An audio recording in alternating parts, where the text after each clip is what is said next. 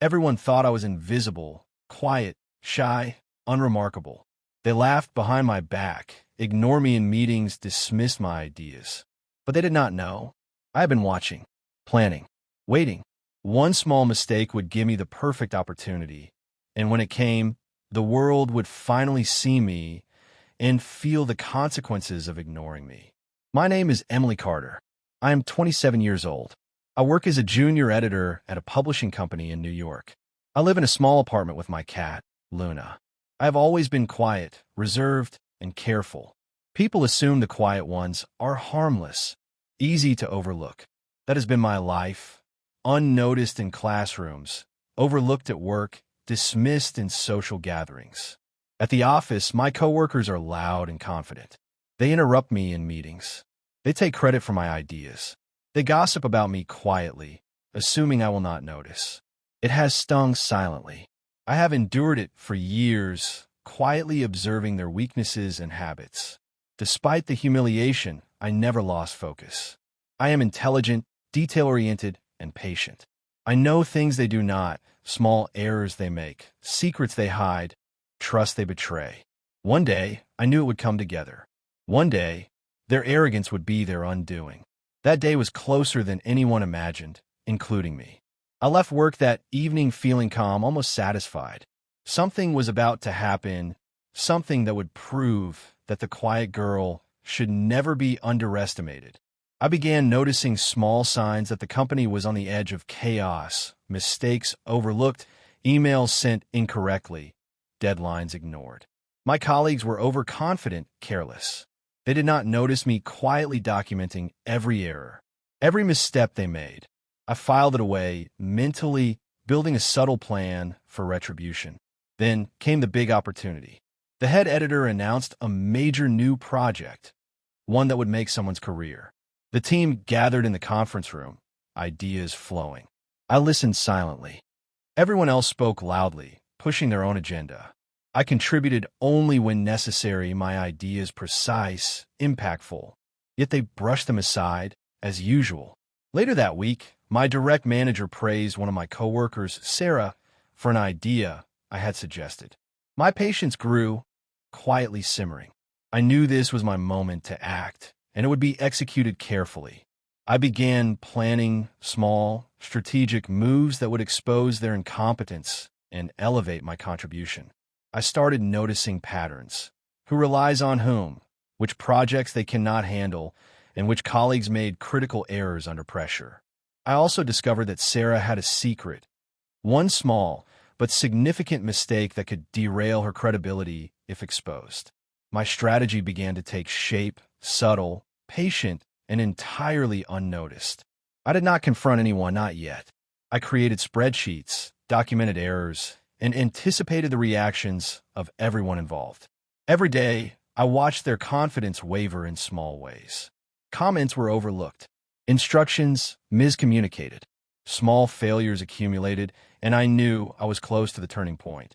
One afternoon, while reviewing documents, I found another critical error in the main project file. Sarah had overlooked a formatting problem that could delay the entire submission. I took a deep breath. Patience was key. I would not act recklessly. Timing was everything. One wrong move, and my plan would collapse. The weekend arrived. I spent hours organizing evidence, screenshots, documents, emails. Every misstep documented, every small failure accounted for.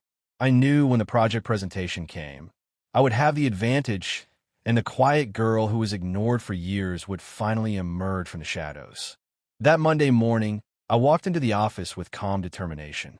Everyone laughed, joked, and underestimated me, as always. They had no idea what was coming. The week continued, and I observed every detail. Meetings, emails, casual conversations, nothing escaped my attention. My coworkers still underestimated me, still laughed softly behind my back, still assumed my quiet nature meant I lacked awareness. But I was far from naive. I saw every weakness, every careless habit, every small error they made that they believed was invisible. I began subtly influencing events. Small suggestions in meetings, tiny corrections in documents, emails forwarded at precise moments. I did not draw attention to myself. I let my actions be invisible until the results could not be ignored. I knew when the time came, my patience would pay off. Sarah, oblivious to my plan, grew increasingly confident. She boasted about ideas that were not entirely hers, made jokes about mistakes she thought no one noticed. Her arrogance became her greatest weakness. I carefully documented her errors. I noted how she responded under pressure, how she ignored details, how she assumed everyone else was incompetent. Meanwhile, other coworkers made miscalculations. A missed deadline here, a misfiled report there, and I silently noted them all. My small, quiet corrections prevented disasters, but made it appear that my coworkers' errors were even more pronounced. I allowed tension to grow naturally. No one could pinpoint me, but the cracks in their competence were becoming visible to everyone that I also discovered more about Sarah's secret, a minor ethical lapse in a prior project that had been quietly overlooked. If revealed at the right moment, it would completely undermine her credibility. I carefully prepared evidence, ensuring it was undeniable. I would not exaggerate, only present the truth. The suspense built both in me and in the office, though no one realized it yet. By midweek, I began subtly hinting at concerns during team meetings. I asked precise questions about deadlines, workflow, and project ownership. Each question was calm, polite, and almost innocent, but it caused small moments of hesitation among my coworkers. Sarah's confident tone faltered once, twice, and I noted it without celebrating. Patience was key. My revenge would be quiet, precise, sweet. That Friday, the final pre-presentation rehearsal arrived. I distributed the corrected documents I had prepared, each containing subtle fixes that highlighted my coworkers' errors without exposing me. Sarah noticed too late. She assumed someone else must have done it. My silence allowed tension to build naturally. Small whispers exchanged glances, quiet panic. I watched closely. Every small reaction mattered. Every micro-expression told me that my plan was nearing fruition. The atmosphere in the office was thick with unease, and I remained calm. I smiled quietly to myself, knowing that the culmination of months of observation, patience, and careful strategy was almost here. Then, moments before the presentation, Sarah discovered the documentation I had prepared. Her face turned pale. She realized that her mistakes were laid bare, and that no one could deny them. The whispers grew louder. Eyes turned toward her, questions were asked, and she faltered under scrutiny. He sat quietly, barely breathing. The quiet girl, the one everyone ignored, was now the center of attention. My revenge was no longer a plan. It was unfolding before me. And then, the unexpected happened. One of the senior editors approached me quietly, a hint of curiosity in their eyes, and whispered something that would change everything. The day of the big presentation arrived. The conference room was filled with employees, editors, and even the company's director. Everyone assumed this would be a routine review, the same as every other week. I walked in calmly, quiet, composed, almost invisible as usual. But this time I was not ignored. This time I was ready. Sarah entered with her usual confidence. She smiled broadly, chatting with others as if nothing were wrong. I watched her carefully, noting every nervous flicker in her eyes, every small hesitation. My patience had brought me to this moment. Every observation, every note, every subtle action I had taken, it had led to this exact point. The director began the presentation, and everyone started reviewing the project documents. I waited quietly, letting Sarah take the lead. She began explaining her ideas, her voice firm at first. But as she moved through the slides, questions began to arise. Why does this report show a different figure? One senior editor asked. Another pointed out inconsistencies in the data, inconsistencies that I had corrected silently in my files, highlighting their mistakes. Sarah faltered. Her voice wavered. She tried to explain, but the more she spoke, the more the errors became apparent. I remained quiet, a calm observer. I let the truth speak for itself. The tension in the room grew, whispers circulated, and eyes began to shift toward me. Then I distributed the documents I had prepared, the ones showing every error, every oversight, and every unethical decision Sarah had made in previous projects. I handed them politely, with no comment, letting the recipients draw their own conclusions. Gasps spread quietly through the room. The weight of evidence was undeniable, and Sarah's confidence crumbled. I saw her glance at me, confusion and panic in her eyes. She realized, too late, that the quiet girl everyone ignored, the one she had dismissed, mocked, and overlooked, was the one orchestrating this revelation. She could not respond. Words failed her. The director called for a pause. "These issues are serious," he said.